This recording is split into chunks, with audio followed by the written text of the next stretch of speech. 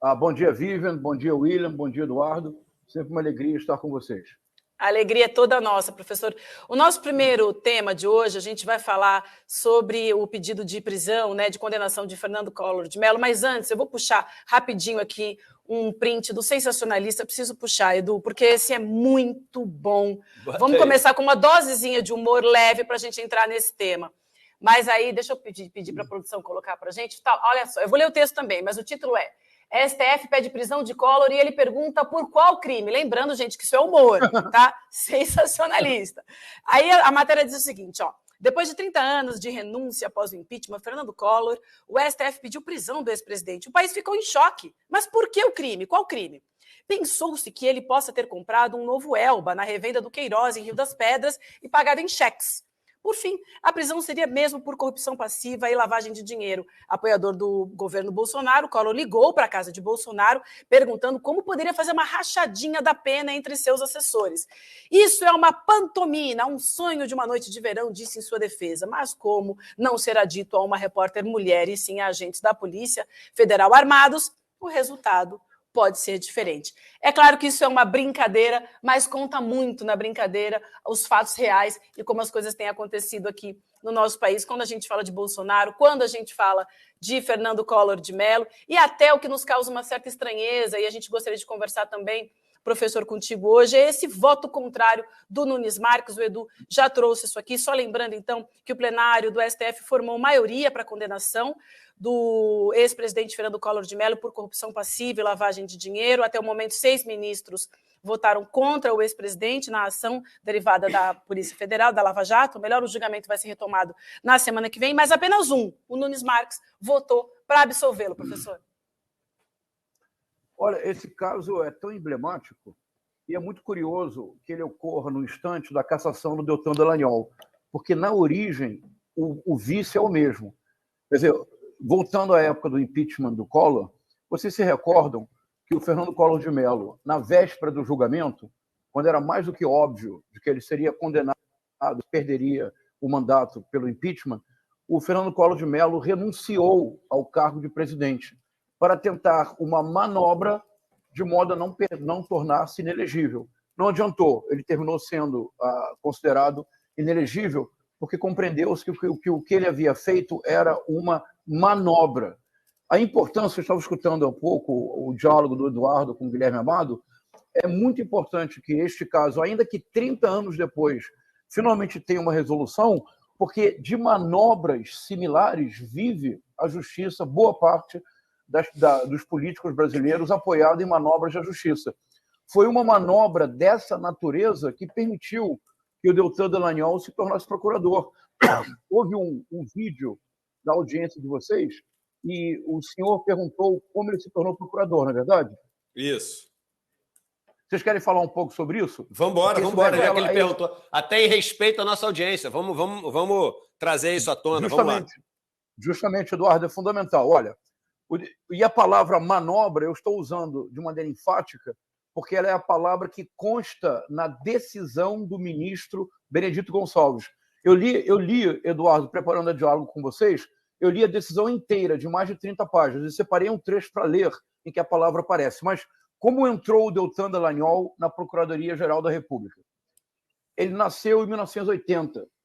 Ele se formou em Direito em fevereiro de 2002, portanto, com 22 anos. Mérito dele, palmas, foi excelente aluno. A lei vigente na época estabelecia que, para fazer um concurso público, era necessário, no mínimo, 2 anos de formado. Abriram 2 concursos em 2002, um deles para a Procuradoria-Geral da República.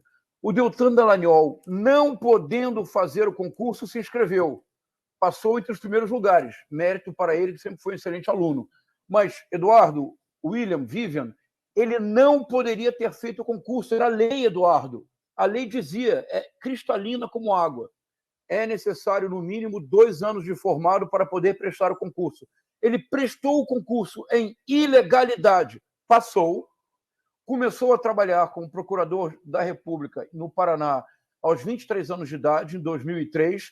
Foi denunciado pela Advocacia Geral da União, que flagrou a manobra que ele realizou ilegal.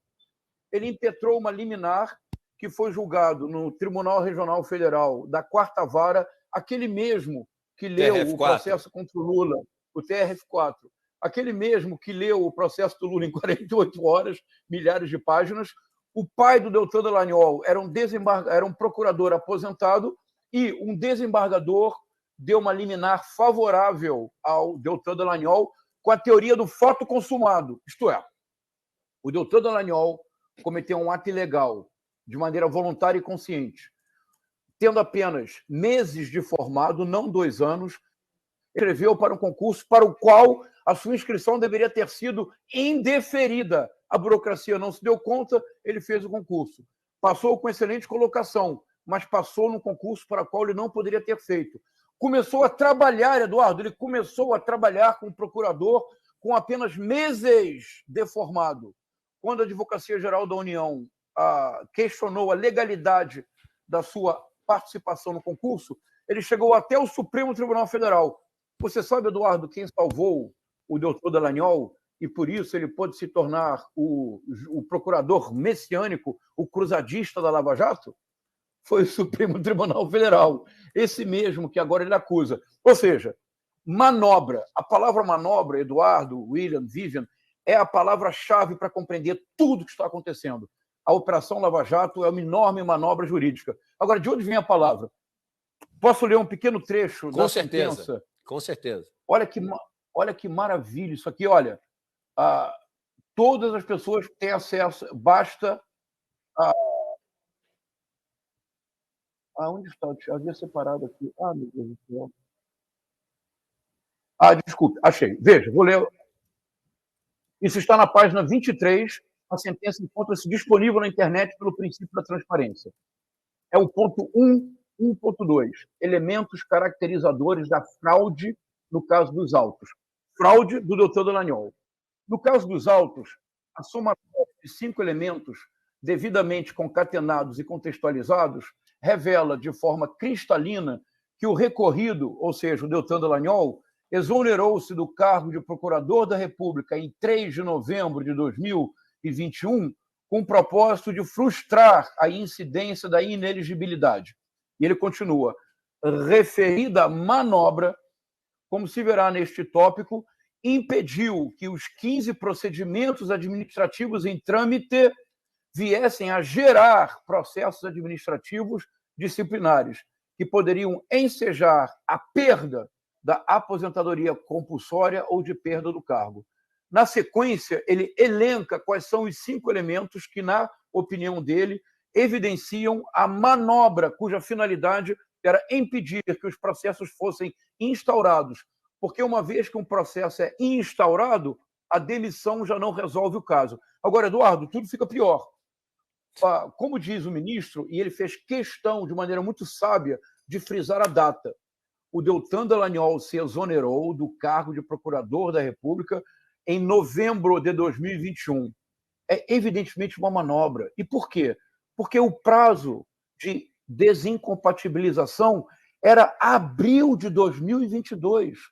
Por que é que ele voluntariamente abre mão de 6 meses de salário, de 6 meses de auxílio moradia que ele recebia? Por que ele abriu mão de passar 6 meses à frente da sua cruzada messiânica contra a corrupção? Por que ele abre mão do cargo em novembro de 2021 e não em abril de 2022? É óbvio, porque os processos eram muito pesados, as provas eram abundantes. Nesse caso, não era necessário convicção, bastavam as provas. As provas eram abundantes, desde diários inadequadamente dados, a manobras jurídicas inaceitáveis no Ministério Público Federal. Isto é, a palavra-chave que o ministro, com muita felicidade, encontra, e eu digo mais uma vez, está aqui, a referida manobra, ele diz, referida manobra impediu que os 15 procedimentos administrativos em trânsito viessem a gerar processos administrativos disciplinares. Por isso, é uma tolice imaginar que foi uma vingança, que ele, porque era o caçador com C cedilha de corruptos, agora está caçado com 2 S. A manobra que ele usou para sair do Ministério Público é muito similar à manobra que ele usou para entrar no Ministério Público. Neste caso, a palavra-chave que define Sérgio Moro, Deltan Dallagnol e a maior parte da Operação Lava Jato é esta, manobra. Eles sempre torciam a lei de modo a corresponder aos seus interesses. Hoje sabemos, interesses políticos. É a maneira de operar. E volta... Primeira coisa que a gente falou no programa, maravilhosa essa leitura e essa explicação. O que a gente falou no começo do programa? Meu irmão, quando você não para o problema no começo, quando você não pune quando você tem os elementos para punir, e você esconde, deixa para lá, não, depois resolve, não vamos mexer nisso agora não, as coisas só pioram. A gente mostrou agora a questão da UERJ, a gente mostrou a questão do Collor, e o professor está mostrando para a gente que o Deltan é o seguinte, se lá atrás tivesse sido punido pela manobra que fez, sabe-se lá se ele não teria aprendido que a manobra não deveria ser a maneira de operar, mas aquilo a ser evitado. Mas o cara começou manobrando mesmo, a vida do cara se tornou isso. Então, gente, é essa a importância da gente, é o que eu estou falando. Juscelino, a gente ainda vai no programa aqui, contar algum outro escândalo do Juscelino Filho, e aí lá na frente vai dizer que, pô, olha só, saiu o Juscelino, e aí o discurso do governo vai ser, mas agora chegou num ponto que não dá mais para segurar. Mas por que agora chegou num ponto? Por que deixar pessoas que vocês têm todos os elementos, entendeu? Para interromper? Nem no começo, porque nenhum desses está no começo, né? Nenhum desses está no começo. Esses todos já estão fazendo há muito tempo a besteira dele. Mas isso que o professor falou, o Deltan começou como manobra, está até agora manobrando. Moro, mesmo esquema. Aliás, e Moro, professor? Ele é o próximo da fila? Como é que é? Deixa eu aproveitar, Edu, professor, só para adicionar, tem um processo contra o Moro correndo. Em Brasília, dão como certa a cassação do Moro, não nos próximos meses, provavelmente no fim do ano, o processo dele está no TRE do Paraná e depois deve subir para o TSE, e dessa vez o Moro não vai poder dizer que é perseguição do PT. Quem abriu o processo foi o PL, o partido do Bolsonaro, lá no Paraná, por supostas irregularidades nos gastos de campanha e práticas de Caixa 2. Lá em Brasília dão como certa a cassação do Moro depois da cassação do Dallagnol. Só em adição à pergunta do Edu, professor. Não, é excelente acréscimo, William. E esta é a razão pela qual o Moro deu uma declaração procurando se vitimizar. E é notável como a extrema-direita sempre tem o mesmo procedimento. Eles testam os limites o tempo todo. Se você tem como atitude política, como modus operandi, testar limites legais todo o tempo, em algum instante você comete crime. Quando você é responsabilizado pelo crime, você se vitimiza. A declaração do Deltan Dallagnol, pública, e depois uma entrevista, a primeira entrevista que ele deu no programa Pânico da Rádio Jovem Pan, se comparando a Jesus Cristo, é uma coisa absolutamente incompreensível. Por isso, o Sérgio Moro deu declaração ontem, dizendo que ele está pensando em renunciar ao mandato de senador e se transferir para os Estados Unidos para não sofrer a perseguição. É o mesmo caso. O caso do Moro é ainda pior. Eu já disse isso aqui uma vez, vou repetir brevemente, portanto. Se alguém fizer o trabalho, como eu fiz, de ler a autobiografia do Sérgio Moro, vocês se recordam que ele lançou em 2022 como parte da campanha que ele pretendia que fosse a campanha presidencial. O Sérgio Moro, entre o primeiro e o segundo turno, ele recebe o ministro Paulo Guedes e é convidado para ser o superministro da Justiça. Ele aceita na mesma hora. Na mesma hora, ele decide renunciar ao cargo de juiz e aceitar o convite do presidente, do futuro presidente Jair Bolsonaro, se eleito. Entre o primeiro e o segundo turno, o que fez o Sérgio Moro? Vocês se recordam? O Sérgio Moro requenta uma antiga denúncia do Palocci e solta e libera para a imprensa, sobretudo para o Jornal Nacional, a denúncia do Palocci entre o primeiro e o segundo turno. Quando ele o fez, ele já era ministro. Ele tinha sido convidado para ser ministro. Isso está escrito no livro do Sérgio Moro. E por que ele fez isto? Porque havia uma promessa implícita de que ele se tornaria ministro do Supremo Tribunal Federal. Portanto, aqui eu quero dar a total razão ao Eduardo. Se nós não começarmos a punir essas manobras na sua origem, sabe o que vai acontecer? Eduardo, você sabe qual foi o conjunto de manobras que nunca foi punido e que nos levou à beira do abismo? E nós ainda levaremos tempo para sair desse precipício. Houve uma vez um reles-tenente do Exército que tudo fazia para ganhar dinheiro. desde garimpagem legal a vender japonas com material de paraquedas, o que nos anos 80 no Rio de Janeiro era uma grande moda. Ele, então, para tentar obrigar o ministro Leônidas Pires Gonçalves a dar um aumento no soldo de 60%, planejou atentados terroristas em instalações do Exército. Como assim? Havia croquis que exames grafológicos mostraram que haviam sido preparados por este tenente. Ele foi levado ao Superior Tribunal Militar 2 vezes. Na segunda vez, o relator do caso votou pela condenação pelas provas que havia, especialmente as provas grafológicas. Mas os desembargadores do Superior Tribunal Militar resolveram fazer uma manobra. Ele não seria punido, portanto, expulso do Exército em desonra. Ele pediria para ser reformado e seria absolvido. Assim aconteceu. Ele elegeu-se vereador. 2 anos depois, deixou o cargo. Colocou uma mulher, a sua mulher, então, assumiu o cargo e depois se reelegeu.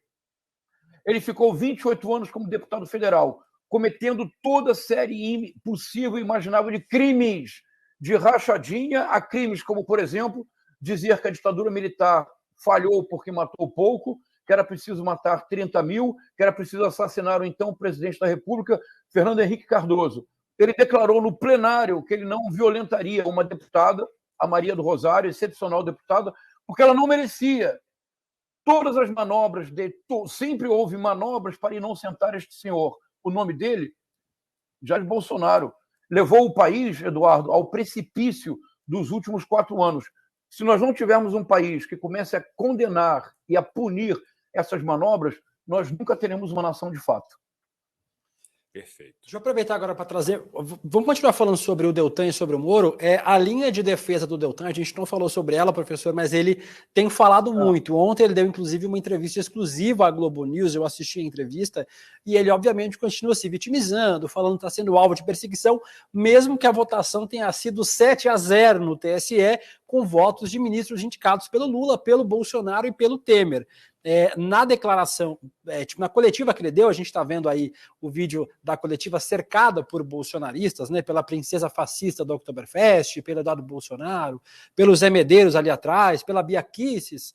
Ele falou que estava recebendo apoio, um apoio democrático. Né? É curioso, né, ele falar que está recebendo apoio democrático cercado por pessoas antidemocráticas e ser antissistêmico, ser apoiado pelo sistema bolsonarista inteiro, né, professor? E você levantou um ponto fundamental, William. Eu assisti essa entrevista na Globo News também. A votação contra o Deltan Dallagnol teve resultado unânime. O Cássio com K. Marques votou a favor do relatório. Foram 7-0. Não houve nenhuma divisão na corte. Isto é, as provas apresentadas são tão claras, tão cristalinas. A manobra usada pelo Deltan Dallagnol é tão grosseira, é tão óbvio que se trata de uma manobra que a votação foi unânime. Você citou o Globo News. William, você lembra da pergunta que a Júlia do Alibe fez para ele, que foi fantástica a pergunta? A Júlia do Alibe falou assim para ele. Na época em que o então ex-presidente Lula dizia que era uma perseguição política, o senhor afirmava que, como as votações contra o então ex-presidente Lula no TRF4 foram unânimes, que, portanto, todos os juízes não poderiam estar perseguindo, que uma votação unânime era uma confirmação do veredito. Lembra disso, William? Exatamente. Então, se agora contra ele, se a votação foi unânime, é uma agora confirmação consagradora do relatório do ministro Benedito Gonçalves. E tem uma coisa importantíssima também. Essa fotografia, ela, na verdade, é uma incômoda fotografia do passado. A deputada, como é o nome dela? Júlia Zanata, não é? Isso, Júlia Zanata, Santa Catarina. A deputada que está com essa tiara na cabeça, isso realmente terrível. É muita ignorância histórica ou uma mensagem subliminar. Essa tiara era uma característica do sul da Alemanha, especialmente da região de Munique, onde nasceu o Partido Nazista. Você vê inúmeras fotos de reuniões do Partido Nazista e todas as mulheres com essa tiara na cabeça. Há inúmeras fotos. É algo, no mínimo, inquietante que ela insista em usar este símbolo. Algo mais inquietante, William e Eduardo, nessa questão de manobra. Ontem, o deputado Paulo Bielinski, que se tem notabilizado por gritar em lugar de argumentar e por sempre lançar mão de argumentos misóginos, de ser muito grosseiro com todas as deputadas mulheres do plenário, fez uma homenagem ao avô dele que lutou na Segunda Guerra Mundial. O avô dele lutou ao lado dos nazistas. Quer dizer, algo que me parece muito importante é o seguinte, e eu vejo com esperança uma modificação no judiciário brasileiro, porque não é um problema do judiciário brasileiro. A questão é que a extrema-direita conseguiu uma façanha. A extrema-direita conseguiu impor à opinião pública uma certa ideia. A ideia é que, de todas as esferas da ação humana contemporâneas, todas as esferas, só tem uma esfera que, em tese, não pode ser regulada.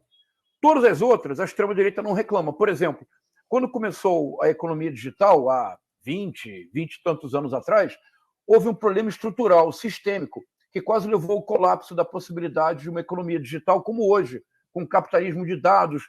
Todos nós estamos conectados o tempo todo nas nossas transações financeiras.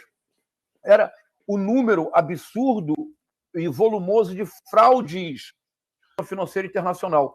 A única razão pela qual hoje o mundo está todo digitalizado e unido é porque foram criadas novas regras e novas formas de sistemas de segurança para dar conta da complexidade da economia digital. Não foi isso, Eduardo? Você que é economista. Perfeito. Foi assim mesmo, não é isso? Perfeito. Agora, Eduardo, veja, a extrema-direita, os Faria Limers, os Wall Streeters, se fizerem uma transação financeira, eles querem que tudo seja devidamente regulado para que não haja fraude. A extrema-direita triunfa porque a extrema-direita tem convencido a opinião pública de que existe uma esfera da ação humana que não pode ter regulação. Que esfera é essa? É a política. Justamente a que decide sobre todas as outras não pode ter regulação. Por quê? Porque, então, deputados como Nicola Ferreira pode fazer discurso transfóbico e um deputado como Paulo Bielinski pode, na Câmara, ontem, homenagear um avô que lutou ao lado dos nazistas. Um deputado federal como Gustavo Gaia pode fazer terrorismo digital para levar à demissão de professores e professoras em Goiânia. Então, nós precisamos compreender. Crime digital, por ser digital, não é menos criminoso. Terrorismo digital, por ser digital, não é menos terrorista. Então, nós precisamos criar mecanismos que sejam céleres, tão céleres quanto a difusão das notícias no meio digital, para a punição desses casos. Esse é um caso óbvio que precisa de uma punição imediata. Professor, para a gente amarrar aqui o caso do Moro, eu queria retomar um pouco a notícia que o William deu e que a gente comentava agora há pouco, então, sobre o que o próximo alvo deve ser realmente Sérgio Moro, mas que até o final do ano ele tem um mandato garantido. Lembrando, então, que a ação a qual o Moro responde foi impetrada pelo PL, acusa o ex-juiz de ter usado Caixa 2 em sua campanha eleitoral de abuso do poder econômico, e aí esse julgamento deve acontecer no final do ano, pelo que a gente tem aqui de informação na coluna do Lauro Jardim. Aí a última frase que o Lauro escreve na coluna dele é perfeita, gente, ele diz o seguinte: a propósito do processo em que o PL pede a cassação do seu mandato, Moro indicou como testemunha de defesa somente uma pessoa. Quem, professor? Eu diria que Deltan Dallagnol, é isso? Exatamente, professor. Por favor, comente. Isso é curioso, como a história... A gente diz que a justiça tarda, mas não falha. A história tarda, mas esclarece. Porque se nós agora vemos as atitudes do ex-procurador e do ex-juiz na esfera política, nós, de maneira retrospectiva, compreendemos que a Lava Jato foi utilizada como uma forma de manobra política. É muito claro. As evidências são abundantes. E no caso do Moro e do Deltan Dallagnol, eles estão sendo condenados por terem cometido crimes que eles atribuíram a outros. Então, o fato de que o Sérgio Moro tenha como testemunho o Deltan Dallagnol é uma espécie de confirmação indireta da Vaza Jato, que, aliás, todo o mérito aqui é o Leandro Demore, que está com vocês. A Vaza Jato demonstrava algo, uma manobra inaceitável do ponto de vista da justiça em qualquer lugar do mundo. As partes não podem combinar contra o acusado. E o juiz Sérgio Moro e o procurador Deltan Dallagnol combinavam os procedimentos para a condenação das pessoas que lhes interessava condenar. Vivian, retrospectivamente, tudo que está acontecendo hoje ilumina o caráter político da Operação Lava Jato. Um comentário aqui, só porque a gente falou, e eu tenho, assim, não só um respeito enorme pela nossa audiência, mas uma gratidão enorme, porque ela constrói junto com a gente isso. A gente falou questão agora da UERJ, falou de professores, falou das confusões que estão acontecendo no país, e tem muita coisa que não aparece na grande mídia, porque a grande mídia acha pequeno demais. Então eu queria aqui falar que no Rio de Janeiro está acontecendo uma greve dos professores municipais e estaduais que pedem um reajuste, né? Que a aplicação desse reajuste do piso, né? do magistério para todas as pessoas que trabalham no sistema ali de educação. O governo quer dar só para quem recebia abaixo do piso. E eles estão falando, não, você não vai dar só para quem recebia abaixo do piso. Se você reajustou, todo mundo tem que ser reajustado usando a referência do salário mínimo. Então, eles estão em greve. Você tem o sindicato diz que de 60% a 70% dos estaduais estão em greve e mais de 80% dos municipais estão em greve. Já o Estado diz que está indo quase todo mundo trabalhar, mais de 90%. Aí entra naquela outra discussão que a gente tem aqui, a guerra de narrativas, né? Cada um conta uma história diferente. Mas aqui, primeiro, para dar visibilidade ao que está acontecendo no Rio, dar visibilidade a essa discussão que está acontecendo no Rio e me colocar aqui ao lado das demandas dessa classe que é tão massacrada indevidamente. Nosso instituto é um instituto de educação e que, por isso, não pode se calar em relação a isso. Queria só fazer esse comentário, professor, te peço licença para fazer esse comentário, que é algo que alguns dias eles têm pedido aqui, e fica aqui dado esse recado, fica aqui claro esse meu posicionamento. Vivian. William, a gente vai falar da tiara, não é isso agora? Inês, só essa referência que o professor falou, a gente vai mostrar a tiara.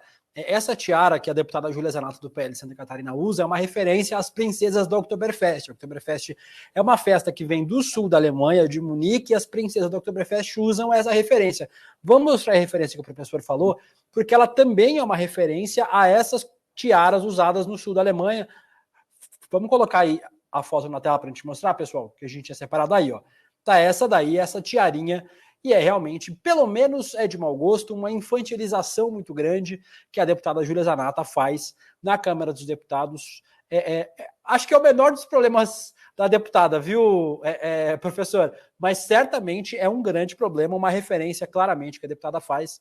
É um apito de cachorro, como a gente fala, né? É mais um sinal que esses parlamentares fazem em relação a esses movimentos de extrema-direita, né, professor? É inquietante, porque não é possível que alguém de Santa Catarina não tenha o mínimo de conhecimento histórico, não tenha visto uma infinidade de fotos em que isso é no sul da Alemanha, sobretudo em Munique, de onde nasce o Partido Nazista. É muito inquietante, porque é óbvio que não é que a pessoa não saiba. Então, no mínimo, primeiro que é descabido, que ela fica o tempo todo no parlamento com essa tiara. Não faz sentido. E segundo, porque a referência é muito chocante. É mais ou menos como o deputado Paulo Bielinski fazer uma homenagem ao seu avô por ter lutado contra o comunismo. Ele lutou ao lado dos nazistas. E, ao dizê-lo, ele acha que isso se justifica porque ele estabelece uma analogia histórica absurda. Assim como o avô lutou ao lado dos nazistas contra o comunismo, isto é, contra o comunismo vale tudo, até ser nazista. De igual forma, ele, o neto, lutando contra a implantação do comunismo no Brasil, o que é um delírio. Mas a analogia, o delírio, não é tão grave quanto a analogia. Portanto, para lutar contra a implantação do comunismo no Brasil, vale tudo? Vale, por exemplo, o terrorismo do dia 8 de janeiro? A analogia é muito clara, é grave. Isso não pode ficar assim, porque se isto não é punido agora, o que acontecerá daqui a 1 ano e daqui a 2? E se esse discurso seguir e empolgar 10 mil, 20 mil, 100 mil pessoas, é o caos cognitivo absoluto. Nós precisamos realmente começar a lutar contra isso. Muito bem, professor. E a gente tem um vídeo da nossa audiência, da Patrícia de Paula, que fala um pouco sobre isso que a gente está comentando agora. A gente vai colocar esse vídeo. Vamos assistir, daqui a pouco a gente retoma aqui, então. Bom dia, meu nome é Patrícia Ramon, falo de Mococa, interior de São Paulo, mas sou do Rio de Janeiro. A sociedade progressista aplaude a queda do Dallagnol, mas é pouco ainda. A gente precisa desnazificar o Brasil. Ah, que bom. Perfeito, né, professor? É bem isso que a gente vem comentando aqui. É isso. A Patrícia foi exatamente no ponto. Muito bom a gente ter a nossa audiência conectada com a gente. Perdão, professor, mas eu aproveito para agradecer a sua participação e vou te contar. Quando o senhor vem conversar com a gente aqui, a nossa audiência vai ao delírio. A gente tem muita mensagem agradecendo. É sempre, é verdade, sempre muito bom. Nos ajuda a entender melhor as nossas questões. E a gente já... Oi, diga, professor. Se houver tempo, posso fazer um comentário brevíssimo? Claro, a última por favor. fala do Eduardo Moreira? Eduardo, essa questão que você mencionou do salário dos professores, ela é tão importante, mas ela é estrutural no Brasil. Veja. Eu estou recebendo os comentários aqui em Pernambuco, aqui no Amazonas. Então, muito importante falar isso, tá? Nos comentários, as pessoas dizem, Eduardo, fala que está no país inteiro. Boa, professor, só para te dizer, diga. Olha, Eduardo, você compreender como isso é estrutural e como esse ponto que você menciona, ele não é menor, ele é a raiz do problema. Veja, o Dia dos Professores no Brasil é comemorado no 15 de outubro, por iniciativa, aliás, de uma deputada, a primeira deputada negra do estado de Santa Catarina. Eu, infelizmente, não lembro o nome dela agora. Vocês podem ficar para fazer essa homenagem a ela? Uma brilhante mulher, uma brilhante escritora, uma brilhante deputada. O 15 de outubro, sabe por quê, Eduardo? Porque a primeira lei no Brasil que tentou regular... Foi a Antonieta de Barros. Muito obrigado. Puxa, Antonieta de Barros. É uma homenagem que precisamos fazer a essa extraordinária mulher. Eduardo, dia 15 de outubro de 1827, foi a primeira vez que houve uma lei que regulava o ensino no Brasil, na época do Dom Pedro I. Era uma lei minuciosa que dizia o que os alunos deveriam aprender e o que as alunas deveriam aprender. As alunas tinham que aprender menos do que os alunos, afinal de contas, estavam destinadas ao lar. Era minuciosa a lei e estabelecia o salário do professor. Eduardo, já em 1827, o piso salarial dos professores já se considerava, na época, insuficiente para uma vida digna. Em 2009, quando Fernando Haddad era ministro da Educação e pela primeira vez surgiu... muito obrigado, ela precisa ser muito homenageada. E pela primeira vez houve no Brasil algo muito importante, um piso mínimo nacional para os professores. Isso é muito importante porque havia disparidades muito grandes entre o mínimo que se pagava em São Paulo e o mínimo que se pagava, por exemplo, no Piauí. Eduardo, um brilhante estudioso, fez uma comparação entre o valor do salário pago em 1827 e o valor do salário pago em 2009. Em 1827, o salário já era considerado indigno para o dia a dia das necessidades de um professor. Eduardo, se eu lhe disser que o piso mínimo nacional em 2009 era inferior ao salário de 1827. Uau. Você acredita? Eu acredito, mas me revolto com isso. É bárbaro isso, é inacreditável isso. É bárbaro. Inacreditável. Por isso não somos uma nação. Porque nós nunca tivemos, de fato, um projeto de décadas de educação básica, ensino médio e pesquisa e inovação na universidade. E você que é economista, Eduardo, se você pegar qualquer exemplo, desde a Segunda Guerra Mundial, quando os Estados Unidos explodem nos anos 60 e 70, é porque eles, durante os anos 40 e 50, deram recursos totais para a educação. Quando o Japão retorna depois da Segunda Guerra Mundial, é porque houve um investimento maciço de 2 décadas na educação. Quando os tigres asiáticos, especialmente a Coreia do Sul, nos anos 80 e 90, deslumbram o mundo, é porque eles passaram décadas investindo em educação. Quando a China se torna a grande potência econômica do mundo, é porque há 3 décadas a China tem como prioridade educação, educação, educação, educação e educação. Como é um plano quinquenal, é assim que eles falam, Eduardo. Prioridades nos próximos 5 anos, diz o Partido Comunista Chinês. Educação, educação, educação, educação, educação. Enquanto nós não fizermos isso no Brasil, nós não seremos uma nação. Desculpe por ter avançado. Maravilhoso, maravilhoso. E só deixar claro que essa é uma das bandeiras do ICL. E nos cursos, a gente tem mais de 200 cursos no ICL, os professores e professoras do ICL recebem pelo menos R$500 a hora-aula aqui. Não precisaríamos pagar isso, porque tem vários professores e professoras que até querem dar aula de graça aqui, e a gente fala, não, a gente faz questão de fazer isso como um posicionamento político, ideológico e realmente de sociedade, de importância desse ofício, para a gente falar para as pessoas o seguinte: essa profissão ela é uma profissão que é massacrada, é destruída, esses profissionais são humilhados pelo que diz o professor, há mais de um século aqui no Brasil, desde sempre. Então, faz parte do ICL se posicionar contra isso, e por isso eu acho que toda essa importância que a gente está dando no programa de hoje, que ninguém vai ver em nenhum noticiário que tenha relevância como esse que o ICL tem, a gente com quase 30 mil pessoas nos assistindo agora nesse momento. Muito bom, Edu. Obrigada, professor. Sempre bom recebê-lo. Bom dia. Até breve. Bom dia.